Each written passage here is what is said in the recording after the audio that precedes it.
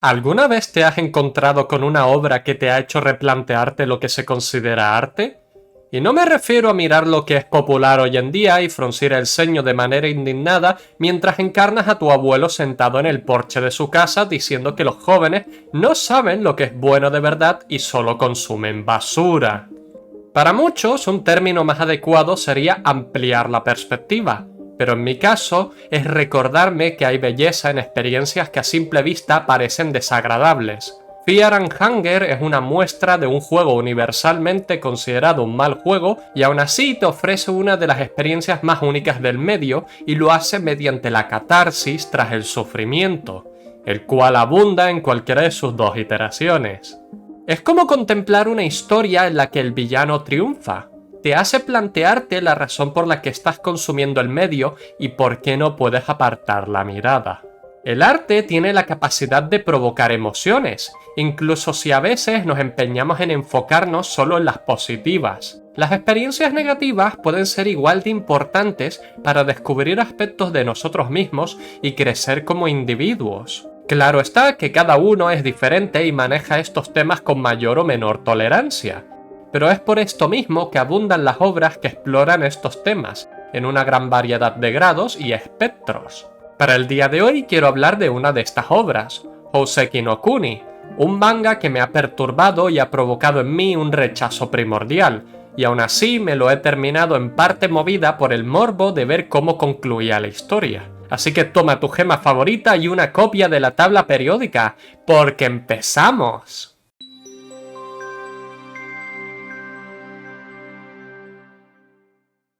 Antes de empezar me gustaría desmentir el hecho de que he sido brutalmente consumida por Crimson Desert. Los que siguen mi Patreon sabrán que he estado enfocada en el proyecto de avanzar mi juego y no puedo esperar a terminar de pulirlo para poder empezar a mostraros en qué he estado trabajando. Lo único que puedo añadir es que estéis atentos a mis redes sociales y al propio Patreon, donde estaré enseñando avances a medida que vaya progresando. Ahora volvemos con el vídeo.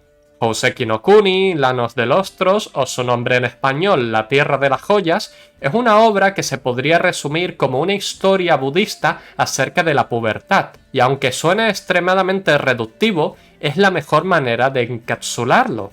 No necesito explicar por qué digo que es una historia budista. La temática e iconografía está plasmada en toda la obra, desde los antagonistas principales a la figura paternal de nuestra protagonista, que encarna un monje arquetípico a conceptos más profundos que se comentan o se apelan como el nirvana o el samsara. Lo más fascinante de esta explicación, y probablemente lo que más te llame la atención, es el tema de la pubertad, pues el viaje de nuestra protagonista es uno de cambio constante y búsqueda del mismo, incluso si este cambio deseado no termina siendo el adecuado. Para explicar esto, primero resumiré en qué consiste Houseki no Kuni, su simbolismo y por qué considero que es una obra que me ha marcado. Y no solo por el hecho de que llevo 8 meses pensando en cómo hacer este vídeo. Tendrás las estampas de tiempo por si te interesa consultar un apartado más que otro, aunque considero que la experiencia completa es no saltarse ningún apartado. Pero allá tú, la opción está ahí. Ahora bien, ¿de qué trata Houseki no Kuni y por qué parece un spin-off de Nier Automata con temática de instituto? La historia comienza con nuestra protagonista, Fosfofilita, a quien llamaremos Fos a partir de ahora, durmiendo en un campo abierto entre la maleza y es despertada por una de sus semejantes. Esta estampa podría cautivar la atención de cualquiera, la belleza de este paisaje de una tierra distante de la nuestra, pero igual de hermosa, y aún así, Fos nos sonríe. Se puede comprender con el diálogo que intercambian las joyas la razón de este hecho, y es la increíble insatisfacción de Fos, pues de todas las gemas que han emergido en esta costa, es la única que todavía no ha encontrado un trabajo que solo ella pueda hacer. Fosfofilita, al igual que sus hermanas, es una joya, una de las 3 razas que emergieron tras la caída de la humanidad debido al choque de 6 asteroides contra el planeta, que también tuvo el efecto de reducir la superficie de la Tierra a una simple playa, que es donde ocurre el grueso de la historia. Como su nombre indica, Fos y sus hermanas son personas hechas de los minerales que componen la totalidad de su cuerpo. Cinnabarita, rutilo, lapislázuli, prácticamente cualquier mineral que te puedas imaginar tiene el potencial de ser un personaje en Houseki no Kuni. Y eso incluye a los diamantes, que no voy a comentar todavía, por riesgo a terminar pareciendo que estoy hablando de Steven Universe. Estas joyas son criaturas eternas, pues no envejecen y en sus propias palabras, la muerte es solo algo temporal. Se alimentan de luz, que es el sustento que permite que se muevan, y carecen de órganos reproductores, siendo la única manera de engendrar más el esperar a la formación de nuevos individuos mediante formación geológica real en la playa del nacimiento, lugar donde Kongo, el maestro y figura paternal de esta raza, encontró a la primera persona joya. Kongo es una figura central para explicar las gemas, pues es esta entidad tan antigua que ya existía antes del nacimiento de la primera gema, la cual fue Diamante Rojo, y es quien se encarga de pulir dichas gemas para hacerlas más presentables, dotándolas de su apariencia tan reconocible, así como de educarlas y eventualmente asignarles un rol en función de las características que hayan demostrado. En esta sociedad de joyas se pueden identificar dos roles principales: las joyas que luchan y las que se dedican a trabajos manuales y artesanales. Tu típica división entre la casta guerrera y la casta obrera. Tenemos roles tan importantes como el de herrero, que se encarga de elaborar y fabricar armas para que la casta guerrera sea capaz de luchar mejor, así como sastrería, porque más allá de ser cosmético, muchos de estos minerales tienen propiedades corrosivas y tóxicas, por lo que pueden ser un peligro para otros, como es el caso de Cinnabarita, que está constantemente segregando veneno. Otros roles auxiliares son, por ejemplo, el de médico, trabajo súper importante para estas gemas, pues es cierto que la muerte no es más que un obstáculo temporal, pero es uno que se necesita de ayuda para superar.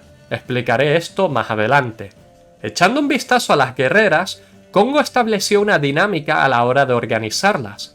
En principio trabajan en equipos de dos, siendo una de ellas el rol arquetípico de guerrera y la otra funcionaría de vigía, pues dada la naturaleza del enemigo, necesitan constante trabajo de reconocimiento y comunicaciones para ser efectivas. Es fascinante entonces pensar en cómo Foz, a pesar de ser la más joven de las gemas cuando empieza la historia, tiene 300 años de vida y todavía no ha encontrado su lugar. Nuestro querido maestro también está en vilo en esta cuestión, pues intenta encontrarle un rol que se adecúe a sus capacidades, pero es este manto sobreprotector lo que también está impidiendo el avance de Fosfofilita.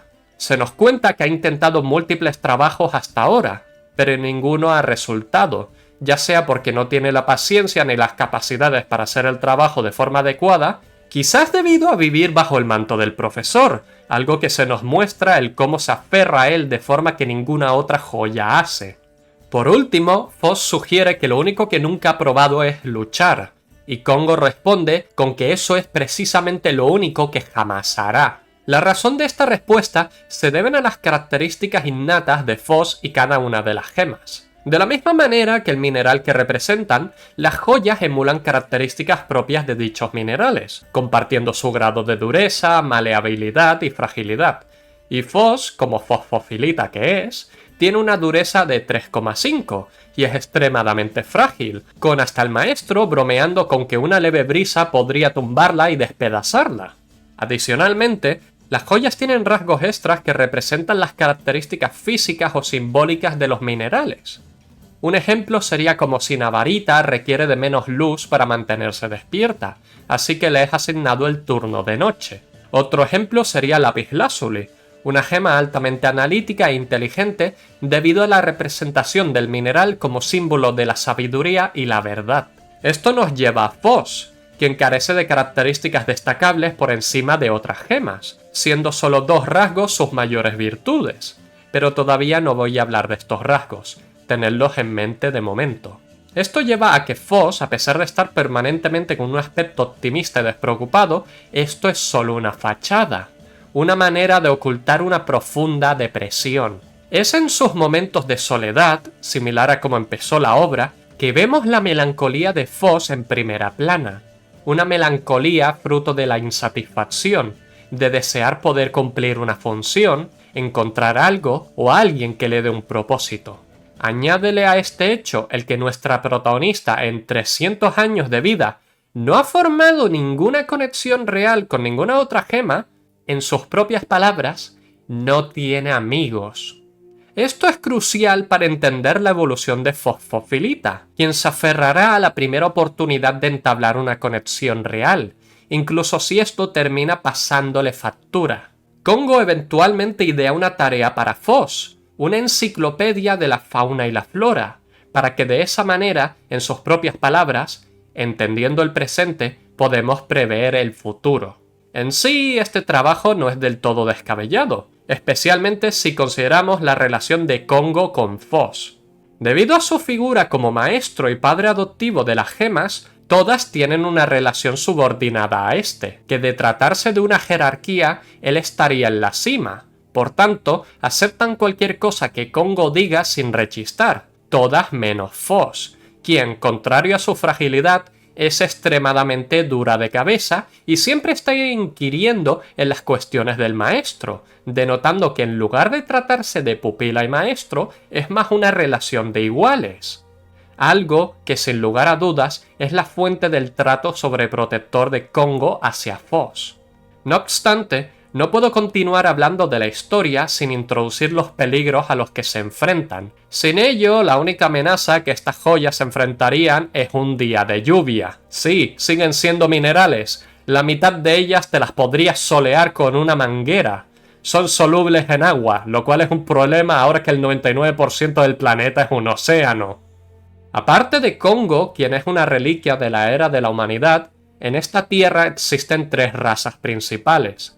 Las joyas que ya conocemos, pero también están los moluscos, las formas de vida marinas que habitan el fondo del mar y tienen una estructura de gobierno monárquico. Son un factor neutral de no ser porque también se alimentan de minerales.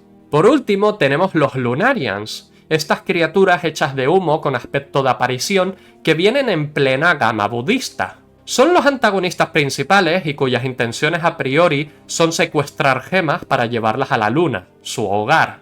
La razón de estos secuestros se nos revela más adelante, pero ahora mismo solo necesitamos saber que son los causantes principales de que la población de joyas, a pesar de estar ahí por milenios, ha sido reducida a 28.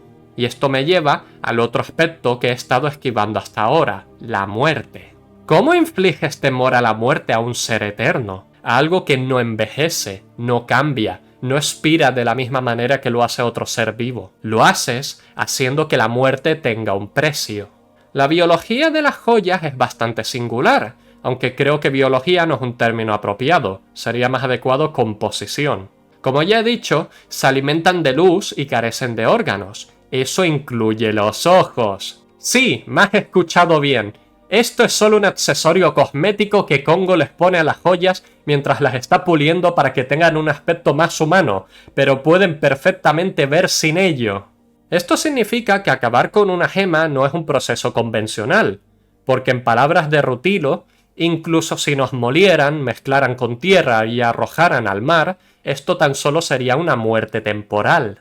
Dicha frase nace del hecho de que mientras tengas todas las piezas o fragmentos de una joya, siempre puedes rearmarla, incluso si eso requiere de usar materiales extra para sustituir las piezas que no se han logrado localizar. El problema surge de esto mismo. Cuando eres un ser sin órganos, ¿dónde estás exactamente? ¿Qué es lo que te hace a ti mismo ser quien eres? Usualmente nosotros tenemos 2 respuestas a esto. La respuesta biológica que dice que nosotros somos nuestro cerebro, el cual es el eje central de nuestro organismo y quien regula todas las funciones. Y luego la respuesta espiritual. Somos nuestra alma, la que nos da nuestra conciencia, nos provee de individualidad y nuestra personalidad. Las joyas están desprovistas de estos 2 conceptos. No tienen cerebro ni alma. Y aún así, tienen individualidad, personalidad, experiencia y memorias, y es esto último el precio a pagar. Cuando eres un ser cuya experiencia, memorias y vivencias no tienen un alojamiento definido, se distribuyen por todo el cuerpo. Es decir, que en el caso de estas gemas, si fueras a perder un dedo, tal vez te olvidarías de tu mejor amigo. Pierde una mano y a lo mejor te olvidas de tu familia. Un brazo y de pronto ya no sabes hacer tu trabajo. Pierde las suficientes piezas y entonces pierdes tu individualismo, tu concepto de ser, y entras en una especie de coma hasta que todas tus piezas sean puestas de vuelta en su lugar. Esto es lo que les sucede a la mayoría de joyas durante un ataque de los Lunarians, quienes buscan fragmentarlas para robarles dichos fragmentos, con los que luego hacer decoraciones, armas y hasta burlas para provocar a las gemas y llamar la atención del propio Kongo. Incluso si llegaras a sustituir una pieza robada, los recuerdos no volverían. Ese es el miedo y precio de perder una parte de ti mismo, y es un temor perfecto para un ser que otrora sería inmortal. ¿Cuántas partes de ti mismo puedes perder hasta que dejes de ser tú mismo? Es como la alegoría del barco de Teseo, pero me estoy adelantando. Con este temor aprendido, ¿qué nos presenta Hoseki no Kuni? Pues el cómo va a sistemáticamente despedazar a Foss en cachitos, por supuesto. Porque la miseria es el catalizador para un montón de historias. Al principio empieza suave, con Fosfofilita intentando cumplir su nuevo trabajo de enciclopedia, lo cual la lleva a empezar a relacionarse más con el resto de gemas, incluso llegando a ser un incordio. Es con dos eventos significativos que Foss termina abandonando su rol original. El primero de todos es conocer a Sinabarita, una joya que está en aislamiento y encargada del turno nocturno, debido a que su naturaleza la hace segregar toxinas que son peligrosas para el resto de gemas, pero también le permiten absorber mejor la luz y no verse limitada por la ausencia del sol durante la noche. De esta forma paralela a Foss, Sinabarita está lidiando con su propia depresión, pues a pesar de tener un trabajo, jamás es capaz de cumplirlo, pues los Lunarians nunca atacan de noche, y al mismo tiempo, su trabajo es una cárcel en la que mantenerla lejos de otras gemas, o así lo ve ella. Es este hecho que hace que Sinabarita no esté feliz con el status quo y hasta desee terminar en la luna, pero los Lunarians jamás han mostrado interés en ella, una joya abandonada y olvidada hasta por sus enemigos, relegada a la noche, donde no hay ninguna otra persona. Debe de ser una soledad aplastante, especialmente porque las joyas pueden ser crueles. Foss se autoimpone la tarea de encontrarle un trabajo nuevo a Sinabarita, uno del que se pueda sentir orgullosa y divertirse. Esto la lleva a molestar a otras gemas, quienes terminan sembrando una idea nociva en la mente de Fosfofilita. El concepto de que es una inútil en todo lo que hace, especialmente con ese cuerpo frágil suyo, y que si lo cambiara, le haría un favor al resto. No puedo señalar suficientemente lo desagradable que es este concepto, porque no estamos hablando de características mutables como la actitud, la personalidad, el comportamiento o la vestimenta. No, estamos hablando de características intrínsecas e inmutables de la persona. Es como decirle a un alto que deje de ser alto o a un discapacitado que deje su discapacidad. Simplemente no funciona así. Pero esta idea de cambio es precisamente lo que motivará a Foss a partir de ahora. Durante un incidente con un molusco, Foss termina desapareciendo temporalmente y es en estas circunstancias que vemos las actitudes reales de las joyas y lo desagradable que pueden ser. Un par de capítulos más adelante, parece que el deseo de cambio de Foss le es concedido, pues tras sobrevivir a una trampa de los Lunarians, en parte culpa del mismo molusco, nuestra protagonista termina perdiendo las piernas y se nos revela una característica. Foss es bastante compatible para injertos de otros minerales. Usando los minerales del caparazón de un molusco, Foss termina con unas nuevas piernas, unas más veloces, más capaces y mejores de lo que eran las suyas originales. Esto hace que se llene de alegría, porque finalmente puede empezar a hacer cosas similares a las otras gemas, trabajos por los que ser admirada y hasta envidiada, salvo que no ocurre así. Pronto es demostrado una incompatibilidad fundamental en Foss. Sus piernas son resistentes y competentes, pero el resto de su cuerpo no puede aguantarlo. Esto hace que las joyas que al principio empezaban a entablar buenas relaciones con Foss la rechacen de nuevo, diciendo que ojalá tuviera un cuerpo que se asemejara a sus piernas nuevas. Cada vez que intenta hacer algo con estas nuevas piernas, solo pone en peligro a las otras gemas que tienen que defenderla, generando así resentimiento entre todas. Esto nos lleva a la temporada de invierno, donde usualmente las joyas hibernan por las pocas horas de luz que hay al día, dejando el grueso del trabajo a antarticita, un mineral que solo está en estado sólido en temperaturas heladas. Sin embargo, Foss tiene tanta ansiedad encima que es incapaz de hibernar y le ruega al maestro que le permita quedarse despierta, así que este le pone de compañera de antarticita durante la temporada de invierno. La tarea del dúo de los minerales es simple: vigilar que no vengan Lunarians y encargarse de los icebergs, que de manera tétrica llevan consigo voces que se dice reflejan nuestras inseguridades. La idea es destruirlos para evitar que perturben el sueño del resto de joyas, pero esto termina jugando en contra de Foss, quien empieza a escuchar sus temores en voz alta, su anhelo de una fuerza capaz de igualar a sus piernas, de dejar de ser una inútil. Todo esto concluye en que Foss termina perdiendo los brazos, así que Congo plantea que busquen en la playa del nacimiento minerales compatibles con Foss. Es aquí donde Foss encuentra su nueva fuerza, pero con un coste. Encuentra un bloque de aleación de oro que la absorbe, y mientras se está vinculando con ella, Antarticita es atacada y Foss tiene que contemplar sin poder hacer nada cómo su compañera es superada y llevada a la luna por los Lunarians.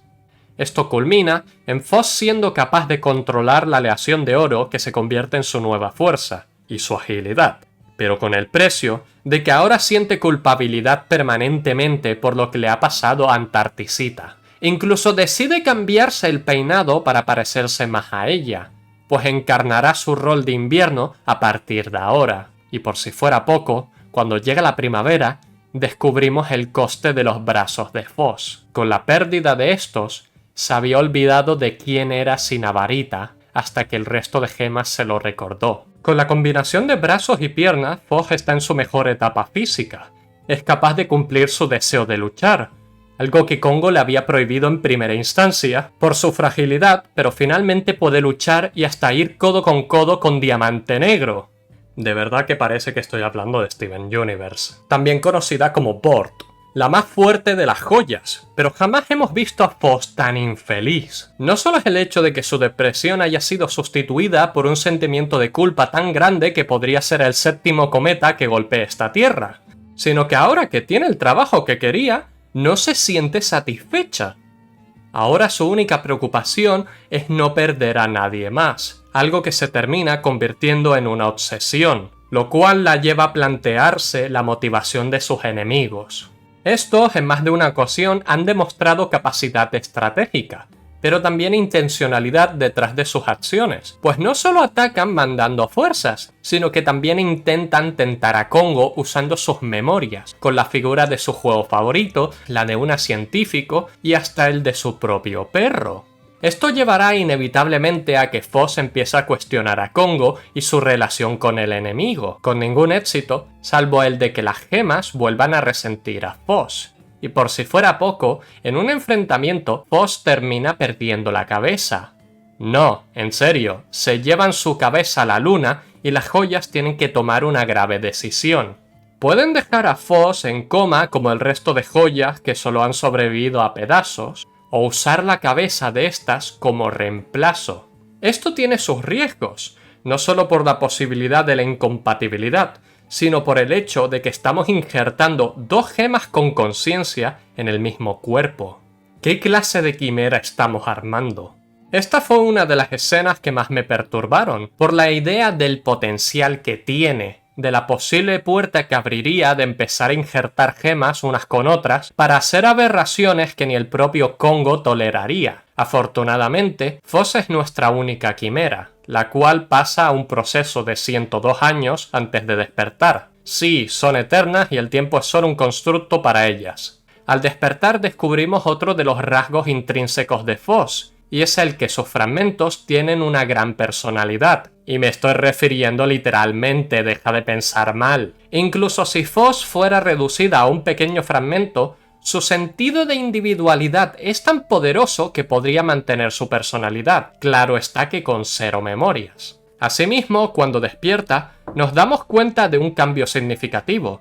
Y no solo es el hecho de que con la cabeza de Lapislázuli ahora puede examinar todo en su entorno de manera más analítica. Porque canónicamente Lapislázuli tiene autismo con hiperfijación, que es lo que hizo que en mitad de un combate se pusiera a hiperanalizar tanto que desasociara y terminara decapitada.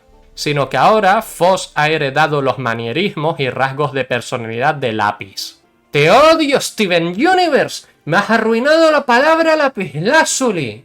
A partir de aquí, la historia entra en una espiral en la que Foss cada vez cambia más, y al final su objetivo inicial, ya fuera alcanzar la satisfacción personal o ayudar a Sinavarita, ambos quedan lejos y distantes. Al final, termina interesándose tanto por los Lunarian que termina creando una ruptura entre ella y el resto de gemas, de las cuales algunas las siguen a la luna, no por ayudar a Foss, sino por interés propio, porque hasta este punto de la historia, toda conexión que ha tenido nuestra protagonista ha sido transaccional y nunca genuina. Esto me lleva a que es un buen punto para empezar a hablar del simbolismo de Houseki no Kuni. Para empezar, cuando me estoy refiriendo a que Houseki no Kuni es una historia acerca de la pubertad, me estoy refiriendo al hecho innegable de que es una obra que habla de una protagonista que empieza en un estado insatisfecha con sus cualidades actuales y se compara constantemente con sus mayores, con lo que le gustaría ser capaz de hacer o cambiar. Esto se nos muestra reflejado en uno de los paneles de los últimos capítulos de Foss, tal como la conocemos, contemplando una iteración de sí misma de cuando empezó la historia, y es incapaz de reconocerla. Gran parte del cambio en Foss ha sido incitado por otros, y no por sí misma, lo cual es malo. Me explico. Cambiar para adecuarse a un molde, para ser capaz de entrar en un grupo o formar parte de algo, suele tener consecuencias desastrosas, y esto es por el hecho de que el cambio por el cambio no es bueno. Tampoco voy a llegar al otro extremo y decirte que eres perfecto tal como eres y no debes de cambiar. No, eso simplemente sería deshonesto y te estaría perjudicando a la larga. Mi postura es que debes siempre buscar el convertirte en una mejor versión de ti mismo. Esto significa el reflexionar y hacer un poco de introspección para identificar tus cualidades y los campos en los que debes de mejorar. Y esto es algo constante. Siempre puedes empezar a hacer ejercicio, ya sea para bajar de peso o acercarte a tu ideal de figura. Puedes decidir aprender un idioma nuevo, ampliar las palabras de tu vocabulario, estudiar acerca de un tema que te llame la atención o probar una nueva experiencia. A veces también necesitas que otra gente señale factores que potencialmente has pasado por alto para darte cuenta de ellos, pero en última instancia deberías de preocuparte por ti mismo y no por lo que los demás piensen de ti. Solo tú puedes identificar el ideal de ti mismo al que aspirar. Claro está que esto es un proceso mucho más complicado que lo que mis palabras podrían articular. En nuestra vida estamos rodeados de cambio constante y factores externos. Es probable que en multitud de ocasiones hayas tenido a gente diciéndote cómo deberías de ser o qué deberías de hacer, y probablemente parte de ellos vengan de preocupación genuina. Ya sea un padre intentando que te enfoques en unos estudios similares a los que él mismo cursó para poder aconsejarte, o el de familiares que por su amor por ti intentan velar por tu bien. Pero en el caso de Foss, la persona más cercana a un padre preocupado fue Kongo, y decidió descartar su opinión por una experiencia efímera que fue la de hacer caso al resto de gemas que veían más por su propio interés que el de intentar ayudar a nuestra protagonista. Verdaderamente Houseki no Kuni es una historia acerca de juntarte con la gente no adecuada y terminar mal parada. Con esto, contemplando la historia de Fosfofilita, podríamos decir que estaba destinada al fracaso desde el principio, y no solo por el hecho de que toda su vida haya sido preorganizada por los Lunarians, al más puro estilo mente maestra. A lo que me estoy refiriendo es al hecho de que desde un principio, Foss estaba tan obsesionado con el cambio que en ningún momento se llegó a plantear que podría haber hecho cosas para mejorarse a sí misma sin llegar a extremos tan drásticos. Quiero decir, incluso podría haberse enfocado verdaderamente en la tarea que Kongo le había asignado. Al fin y al cabo, genuinamente considero que podría haber funcionado. Pero Foss estaba tan empeñada en lograr algo que se ganara la admiración del resto, que nunca pensó que las personas que de verdad querrían su amistad reconocerían sus esfuerzos sin necesidad de lucirse. Seré sincera, El budismo y sus conceptos se me escapan. Más allá de su iconografía, tengo un entendimiento básico del mismo, así que los matices más sutiles de Houseki no Kuni se me escapan. Sin embargo, he investigado acerca de la obra para poder brindaros un par de detalles. Para empezar, la historia bebe abiertamente del budismo más clásico y en concreto del camino de Buda hacia la iluminación, y esto se debe a que Haruko Ichikawa, su autora, asistió a un colegio budista durante su juventud. El camino de Foss es un paralelismo a las pruebas que Buda tuvo que superar para alcanzar la iluminación. Y va tan en línea con este pensamiento que la cantidad de capítulos que tiene esta obra, que son 108, es una referencia a las 108 tentaciones de las que tuvo que desprenderse Buda para ascender. Asimismo, la transformación que sufre Foss y los materiales que va adquiriendo son 7 en total, que va en línea con el pensamiento de las 7 virtudes y los 7 tesoros, que son el oro, la plata, el ágata, el lapislázuli, la perla, la concha marina y el diamante. El oro está claro con sus brazos, el ágata y la concha marina de los materiales de los que hizo sus nuevas piernas. La cabeza de lapislázuli, los Lunarians sustituyeron uno de los ojos de Foss por una perla para poder ver a través de ella, y la plata la obtuvo de su enfrentamiento con Sinabarita, donde es recubierta de un manto de mercurio, que representa la plata. El último tesoro lo recibe de Kongo, que es la última pieza para su ascensión. ¿Cómo? ¿Que no querías spoilers de una obra que llevo analizando la última media hora? No sé qué esperabas de mí. También quiero hablar de los Lunarians y su simbolismo. Esta historia ocurre en el futuro de la Tierra, decenas de miles de años desde que el evento donde 6 cometas golpearon la Tierra forzó a la humanidad a adaptarse para superar esta crisis. La solución a la que llegó la humanidad de aquel entonces fue dividirse en 3 elementos: la carne, los huesos y el alma. Cada una de las razas principales de esta historia encarna uno de estos aspectos. Los moluscos marinos son la carne, y por ende mortales y vulnerables al hambre y a la necesidad de reproducirse. Los huesos es lo que tras miles de años de evolución terminaría engendrando a las joyas. Y por último, el alma humana son los Lunarians, quienes quedaron abandonados tras el fallo de su plan para alcanzar el Nirvana. Verás, los humanos, antes de dividirse en las 3 razas, construyeron un robot eterno con una única función: rezar por el alma de la humanidad. Esto se debe a que, a diferencia de las joyas y los moluscos, los Lunarians mantuvieron su personalidad y herencia humana, y por tanto, también el anhelo por el que comenzaron este viaje: alcanzar la nada, un espacio conceptual similar al de la Tierra Prometida, pero desprendiéndose de todo apego físico, carnal y hasta emocional. Un lugar donde el sufrimiento, la pena y el hambre no existen y solo se está en un estado de libertad absoluto.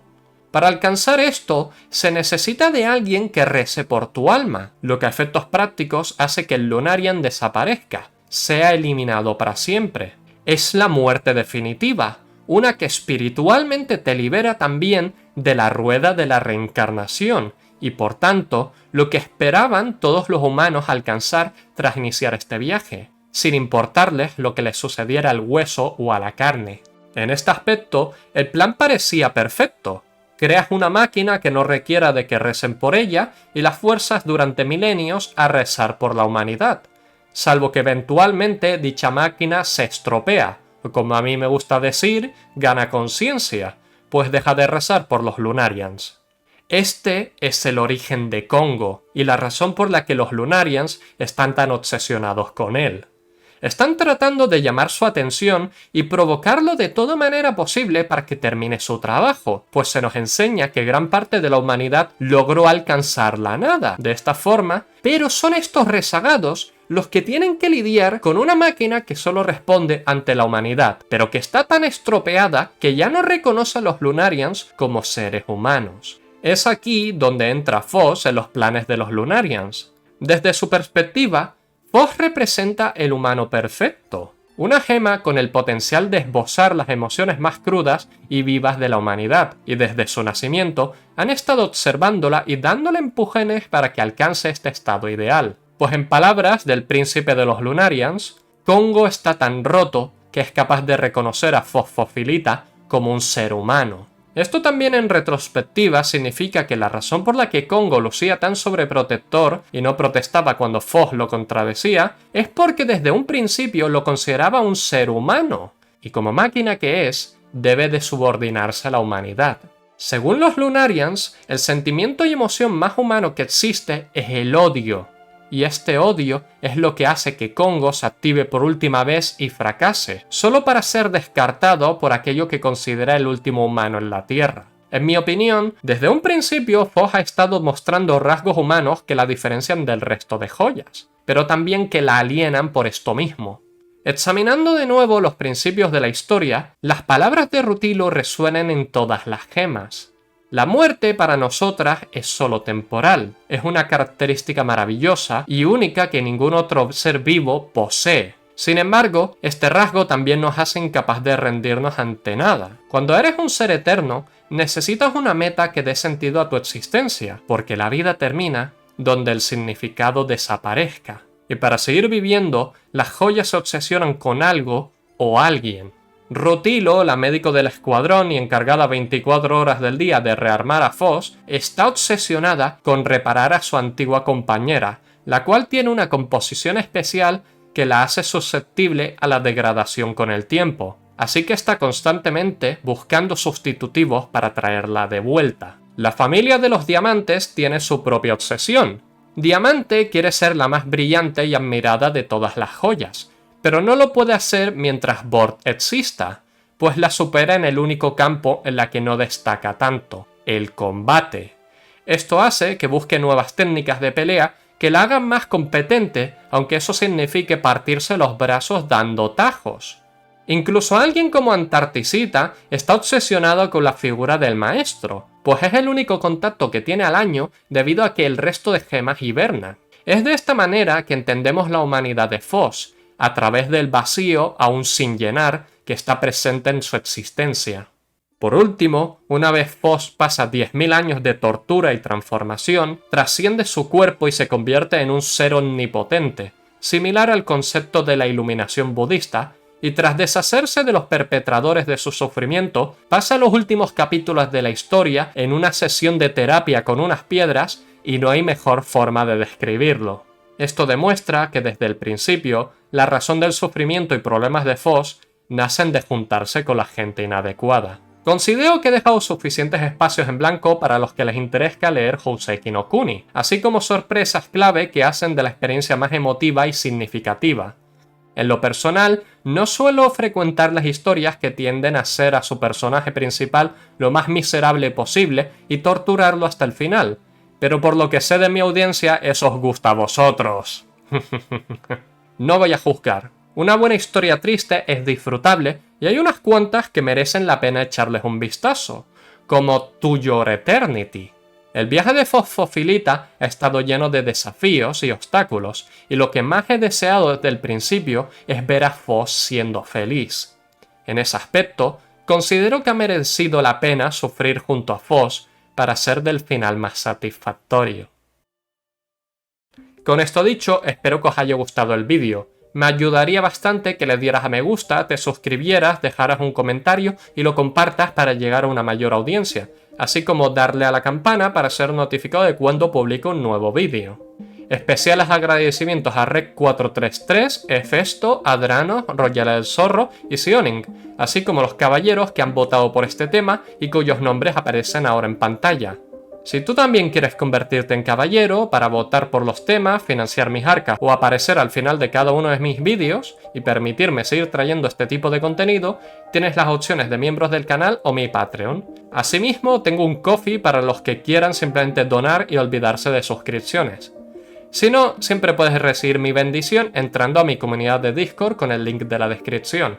He sido Albirronnos y la Cuentacuentos y me despido.